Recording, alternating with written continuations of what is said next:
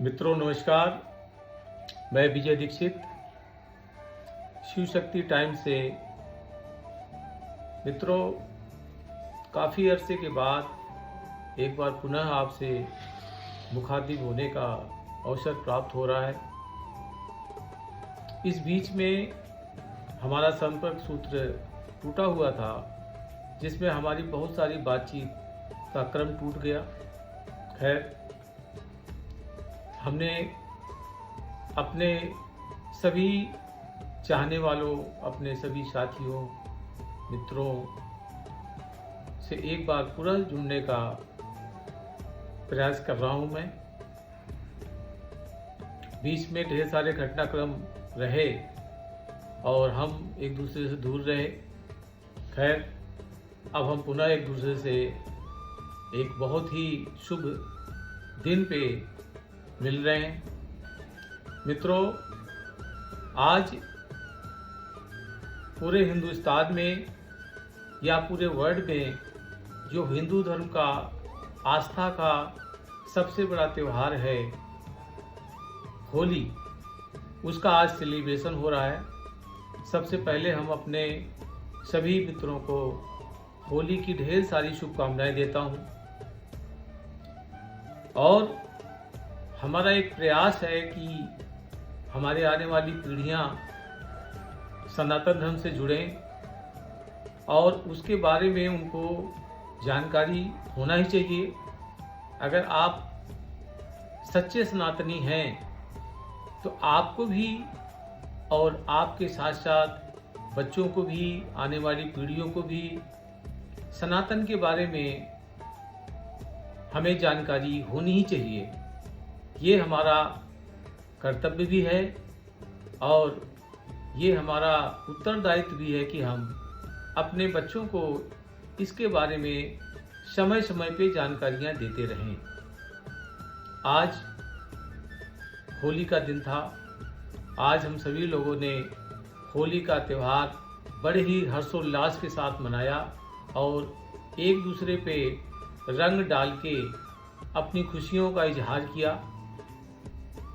आइए मित्रों, आज हम कुछ होली के बारे में चर्चा करते हैं। अपने उन बच्चों के बारे में, अपने जो हमारे आने वाली पीढ़ियां हैं जिनको हमारे धर्म से अलग होते देखा जा रहा है, जिनको हमारे धर्म के छोटी छोटी चीज़ों के बारे में जानकारियां नहीं हो पा रही हैं। उनके पास इतना फास्ट लाइफ में इतना समय नहीं बन रहा है कि वो उसको समझें। तो हम उसको एक छोटे तरीके से एक प्रयास कर रहे हैं कि उन बच्चों को भी हमारे धर्म के बारे में जानकारियां मिलें। आज हमारा जो विषय है वो ये है कि होली हम क्यों मनाते हैं और होली का त्यौहार क्या है।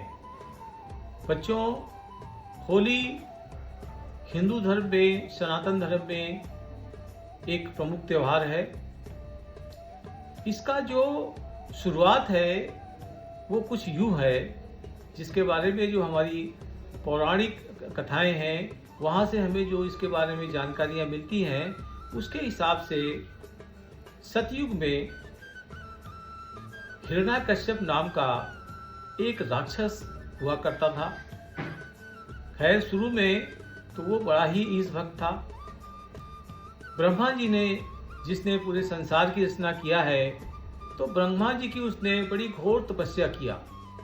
कहते हैं कि उसने सालों साल एक पैर पर खड़े होके और उसके शरीर पे दीमक और चींटियां तक लग गईं और उसने बड़ी ही कठिन तपस्या किया ब्रह्मा जी से।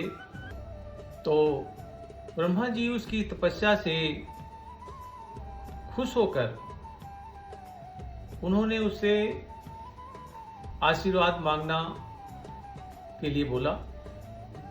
तो प्रहलाद ने उनसे ये आशीर्वाद ले लिया कि हमारी मृत्यु न तो दिन में हो, न रात में हो, न सुबह हो, न शाम हो, न हमें कोई इंसान मार सके, न हमें कोई जानवर मार सके। तो इस तरह से उसने अपने आप को एक तरह से अमरता का वरदान ले लिया। और ब्रह्मा जी ने उसको तथास्तु बोल दिया कि ठीक है भाई, तुम्हें ऐसा ही हो, ऐसे परिस्थितियों में तुम नहीं मारे जाओगे। तो थोड़े दिन बाद क्या हुआ कि वो स्वर्ग के जो राजा हैं इंद्र, उनके ऊपर धावा बोल दिया उसने और पूरा ही स्वर्ग जीत लिया। कहने का मतलब है कि धरती पे भी, स्वर्ग पे भी, सभी जगह पे उसका राज्य हो गया। और अमरता का वरदान उसे ब्रह्मा जी से मिल ही चुका था। तो अब उसने ये घोषणा कर दी कि आज से मैं ही भगवान हूँ। और वो भगवान हरि का, श्री नारायण का बड़ा ही विरोधी था।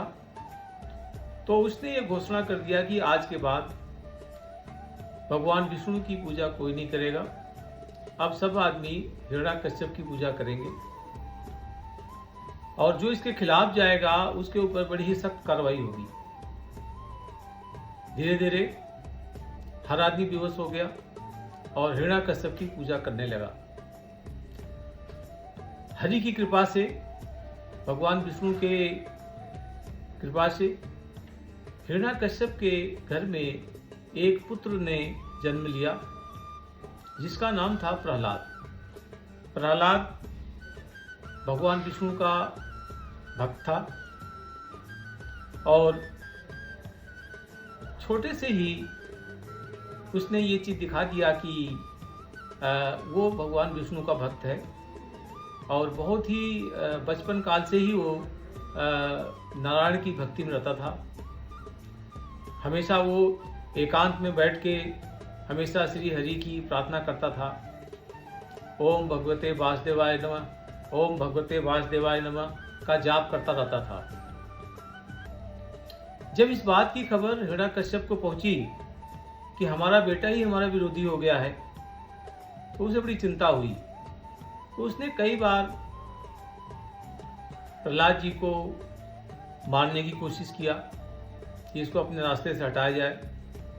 एक बार तो एक बहुत ही भयानक हाथी को छोड़ दिया उनके ऊपर, जो कई दिन से भूखा था। लेकिन जैसे ही वो प्रहलाद के पास आया तो वो बिल्कुल सरल हो गया। एक बार उसने ऊंची पहाड़ियों पे ले जाके और उनको नीचे गिरा दिया, लेकिन वो फिर भी बाल बाल बच गए। तो हिरण्याकश्यप को बड़ी चिंता हो गई कि भाई इस लड़के को कैसे अपने रास्ते से हटाया जाए, जो कि हमारी पूजा न करके नारायण की पूजा करता है। आगे चल के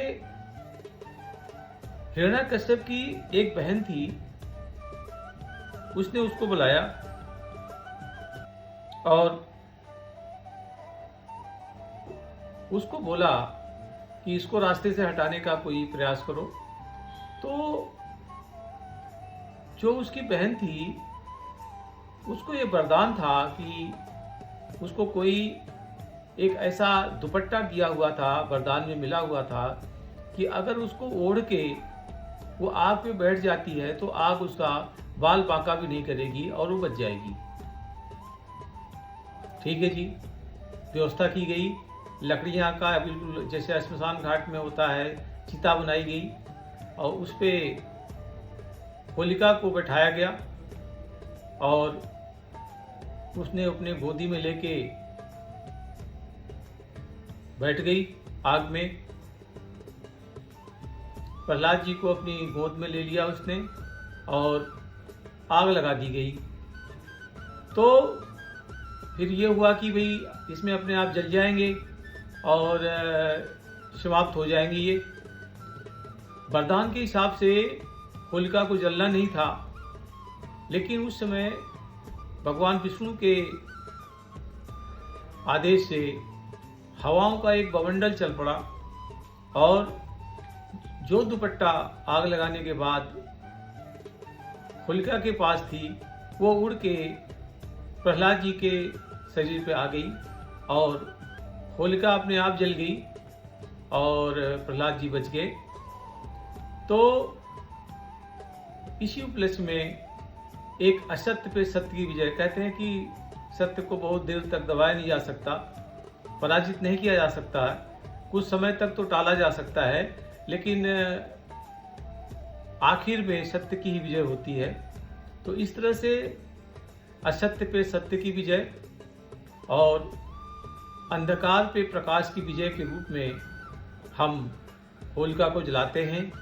और होलिका के अगले दिन हम लोग रंग बिरंगे रंगों से एक दूसरे को शराबोर करते हैं, एक दूसरे को लगाते हैं। और होली में ही, होली जिस दिन जलाई जाती है उसके अगले दिन रंगों का त्यौहार होता है। तो आज ये जो होलिका के बारे में हमारा जो अपना जो ज्ञान था वो आप लोगों को देने की कोशिश किया हूँ। होलिका जो एक प्रतीक है अन्याय का, असत्य का, और उस पे जो असत्य पे सत्य की विजय, अंधकार पे प्रकाश की विजय के रूप में ही हम होलिका को मनाते हैं। और उसी की खुशी में अगले दिन हम रंगों की होली खेलते हैं। ये हमेशा होता है कि जिस दिन होलिका जलाई जाती है उसके अगले दिन होली होती है। इस बार कुछ कारणों से, कुछ चंद्र ग्रहण के कारण इस बार होली एक दिन बाद खेली गई है, लेकिन अक्सर यही होता है कि जिस दिन होलिका जलाई जाती है उसके अगले दिन होली होती है। तो ये एक हमारा बहुत ही खुशियों का और एक उत्सव जैसा त्यौहार है और बहुत ही खुशी का त्यौहार है। और इस त्यौहार में हम लोग जिस तरह से होलिका का दहन हुआ और भक्त प्रहलाद बच गए, उसी तरह से हमें होलिका के दिन अपने अंदर जो अहंकार है, जो अपने अंदर बुराइयां हैं, उन सबको भी जला देना चाहिए, जिससे कि हमारा एक नया जीवन दिखे और हम एक नए जीवन को प्राप्त करें। तो इस तरह से होलिका का ये जो छोटी सी कथा थी वो आप लोगों को सुनाने की कोशिश किया। आगे हम आपको इस बारे में बताएंगे कि होली में रंग क्यों खेलते हैं। ये हमारे आपको अगले एपिसोड में दिखाई देगा। तो मित्रों, मैं अपनी बात को इन्हीं बातों के साथ विराम देता हूँ कि आप सभी स्वस्थ रहें, व्यस्त रहें और मस्त रहें। और होली की एक बार पुनः शुभकामनाओं के साथ आप लोगों से विदा लेता हूँ। फिर अगले एपिसोड में इस बात के साथ मिलेंगे कि होली में हम रंग क्यों खेलते हैं। हर हर महादेव, नमस्कार, जय हिंद।